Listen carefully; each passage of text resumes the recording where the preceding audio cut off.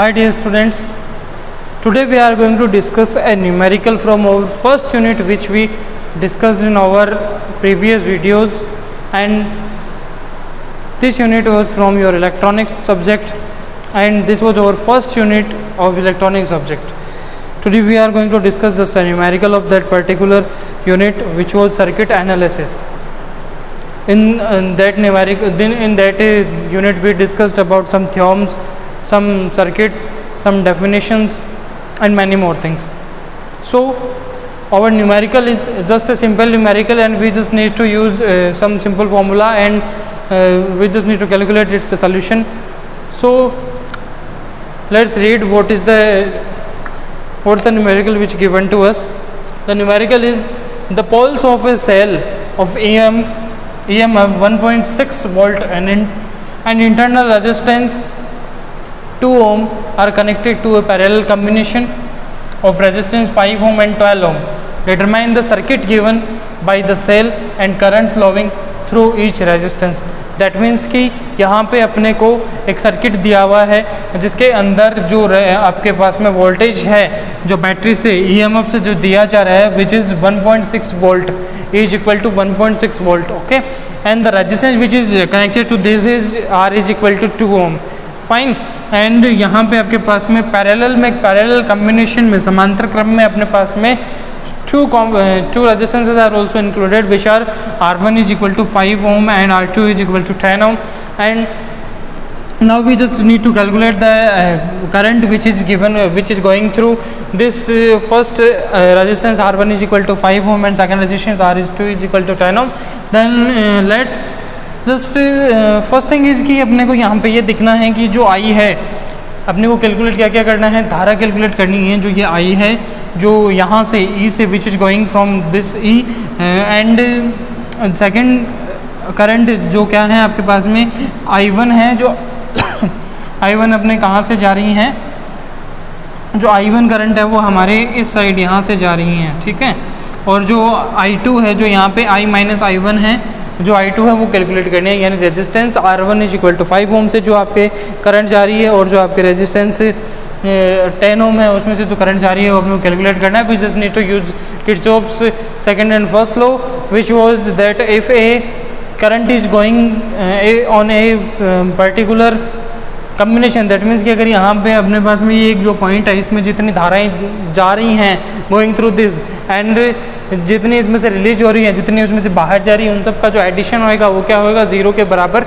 होता है. That means कि इसमें आई अपने पास में धारा इसके अंदर जा रही है दिस इस एक पर्टिकुलर लूप के ऊपर, इस एक पर्टिकुलर मतलब पॉइंट के ऊपर आप बोल सकते हैं इसको, पर्टिकुलर आपके जंक्शन के ऊपर, इस जंक्शन के ऊपर लूप ये पूरा का पूरा एक बन जाएगा. इसके ऊपर जो धारा जा रही है आई वो इसके अंदर जा रही है और I1 यहाँ से बाहर रिलीज हो रही है वो, और जो इधर जो नीचे धारा जा रही है वो भी निकल रही है. दैट मीन्स कि जितनी धाराएं उसे एक पॉइंट के ऊपर से निकल रही होती हैं और जितनी उसके अंदर जा रही होती हैं उन सबका जो एडिशन होता है which is going to be zero, okay. और उसके बाद में हम बात करते हैं वोल्टेज की. तो वोल्टेज का भी अपने को यही सीन पता है कि जो वोल्टेज होता है वो आपके पास में क्या होता है, टोटल जो वोल्टेज है वो बराबर होएगा किसके, आपके विद्युत वाहक बल के बराबर होता है. ये चीज़ भी हम पढ़ चुके हैं. तो we just need to use Kirchhoff's laws to calculate the current which is going through resistance R1 is equal to 5 ohm and resistance R2 is equal to 10 ohm. So first of all we just need to write our language of a numerical. I already told you that we just need to write a language of the particular knowledge, particular numerical, because we all know that the language is more important to solve a numerical, and according to our exam also that we all know that the language it's a separate marks distribution in that particular numerical question. If you do not write the language then there is much possibility that your marks will be deducted. Fine. So first of all just let's write what we have to do. Like कि हम यहाँ पे क्या मान रहे हैं, that means कि हम ये बोल रहे हैं कि जो आपका ई है जो विद्युत वाहक बल 1.6 वोल्ट जो बैटरी में से जा रहा है R इज इक्वल टू 2 ओम, जो यहाँ पे आपके पास रजिस्टर वहाँ में से जो धारा जा रही है वो धारा क्या है, आई है. करंट गिवन बाय सेल, ये जो आपका सेल हमने ये यहाँ पे यूज ले रखा है वो हम मान लेते हैं कि वो क्या है, current given by cell. current given by cell is equal to I. हमने ये सपोज करा कि जो करंट यहाँ पे जो current which is going through which is given by cell which is I, यानी कि वो क्या है, आई है, and the current through R1 resistance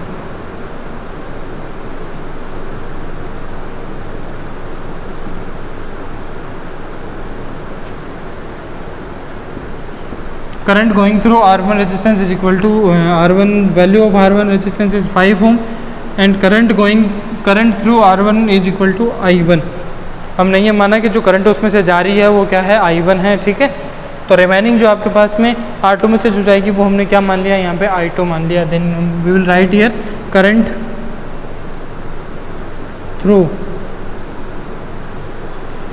through R2 resistance which is 10 ohm and which will be I2.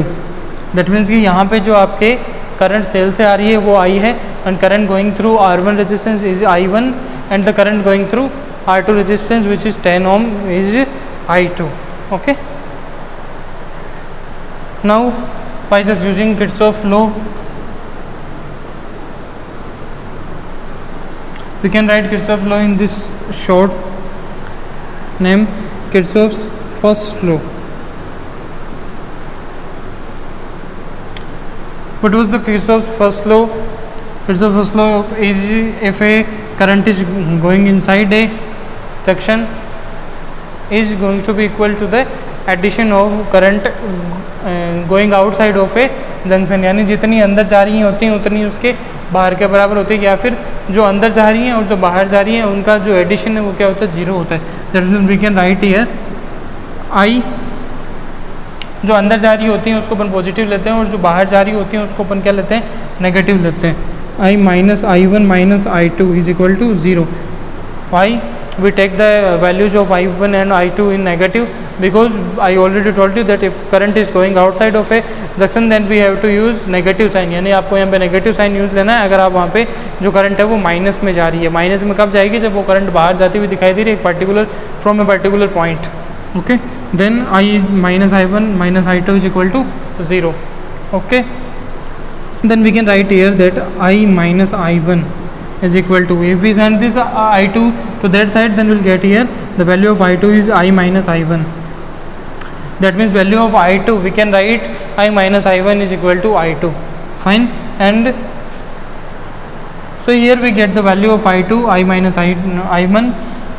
So अब अपने को क्या करना है, कैलकुलेट करना है I धारा, I1 धारा और I2 धारा. दैट मीन्स कि we have to use this two loops which is A B and from this 2 points. यानी अपने को ये फर्स्ट वाला मेश यूज़ लेना है या लूप बोल सकते हैं आप उसको यूज़ लेना है, फिर दूसरे वाले को यूज़ लेना है. दोनों के अंदर अपने पास में इक्वेशंस आएंगी and we will get the value of currents which are going through this which was first of all which was given from the cell and which will be which distributed in 2 parts which was I1 and I2.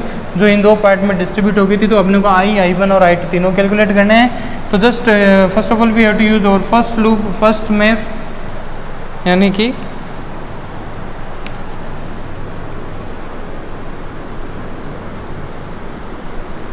Four mesh 1, यानी first जो अपन use ले रहे हैं उसमें अगर हम Kirchhoff का जो सेकंड लॉ है वोल्टेज का लॉ वो हम यूज़ लेते हैं.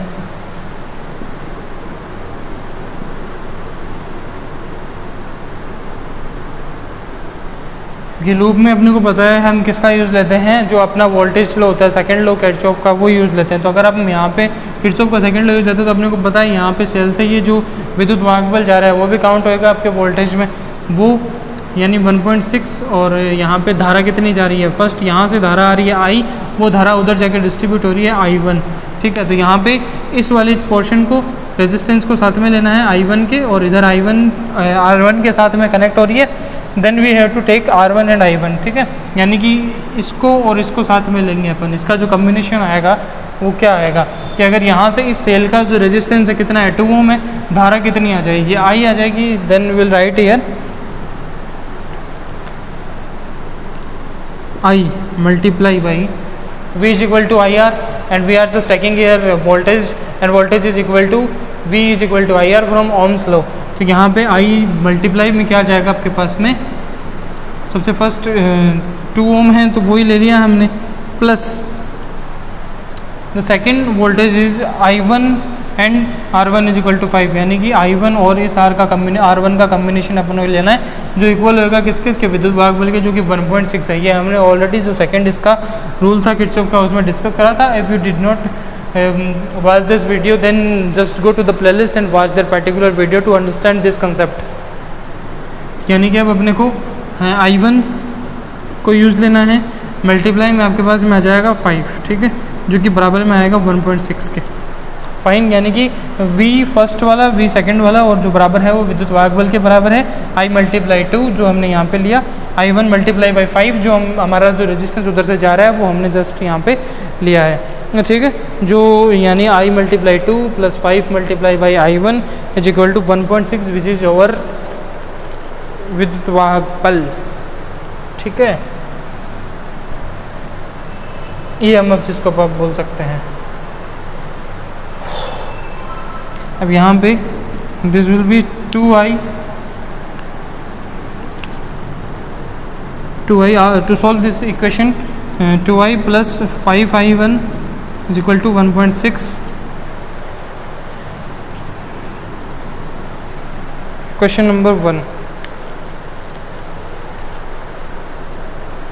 Now we have to take mesh number second, which is this one, mesh 2. For mesh 2 कैसे अब सेकंड लो,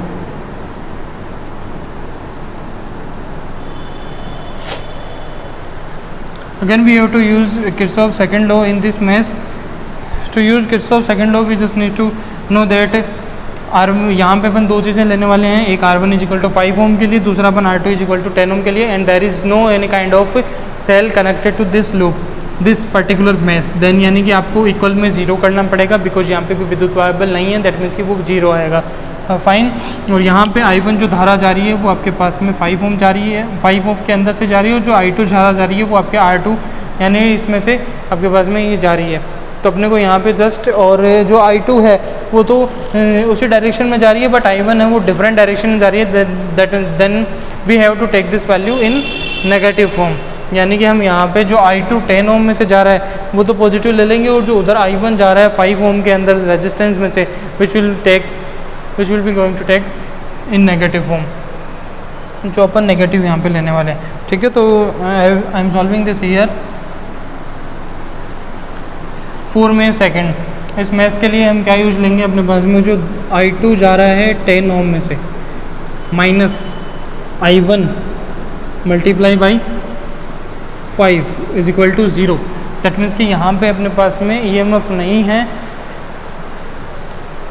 तो यहाँ पे हम क्या लेंगे, 0 ले रहे हैं इस चीज़ को, ठीक है। तो R1 इज इक्वल टू 5, और अब now just need to solve this equation, 10I2 minus 5I1 is equal to 0, and we all know that I2 is equal to I minus I1, so just put this value here, I minus I1 minus 5I1। यहाँ पे अपन लिख सकते हैं I minus I1 is equal to I2, जो कि हमने वहाँ से उठाया। Fine, so just open this bracket and 10I minus 10I1 minus 5I1 is equal to 0। After solving this, it will get here 10I minus 15I1 is equal to 0। Just get here the value of I 10I is equal to, after sending this to the that side, I 15I1 divide by 15I1। Now just calculate the value of I, which is 15 divided by 10I1। इसको आपने उसके divide में भेज दिया, then I will be, after cancel outing this value by 5, then we'll get here 15 divided by 5, then 3 divided by 2I1। That means we get here value of I is equal to 3/2I1। That means कि अपने को यहाँ पे I की value कितना मिला, 3/2I1 मिल गया। अब जो ये अपने को 3/2I1 मिला है, विल नेम दिस इक्वेशन 2, ये इक्वेशन नंबर 2 हो गया। अब ये जो आपने एक पढ़ा होगा जूनियर क्लासेस में, प्रतिस्थापन विधि, ठीक है। तो now we just need to put this value which is I is equal to 3/2I1 in this particular equation, which is equation number 1, 2I plus 5I1 is equal to 1.6। I की वैल्यू यहाँ पे put कर दो,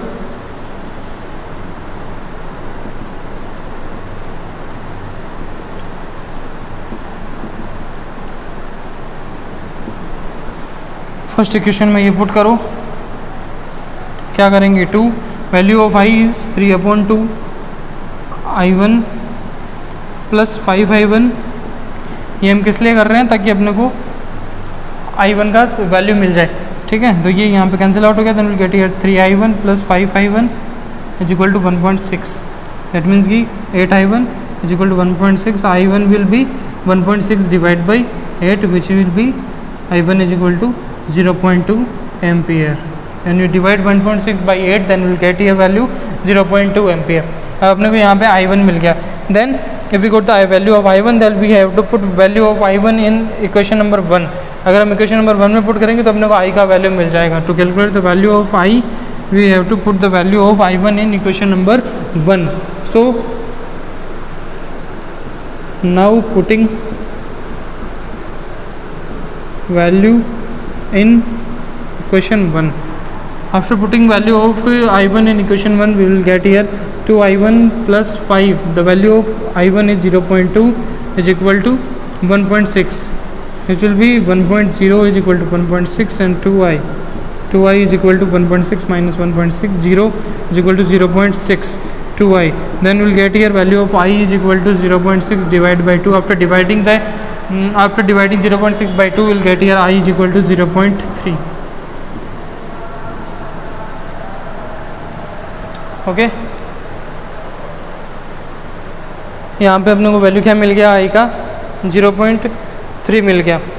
after getting the value of i we just need to calculate the value of i2 and from where we can get the value of i2 from this equation which was i minus i1 is equal to i2। Then i minus i1 is equal to i2, putting value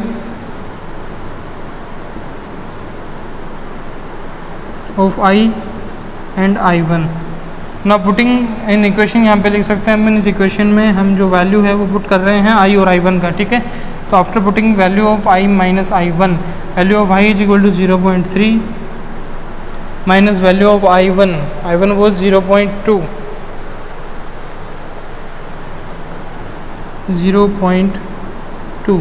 is equal to i2।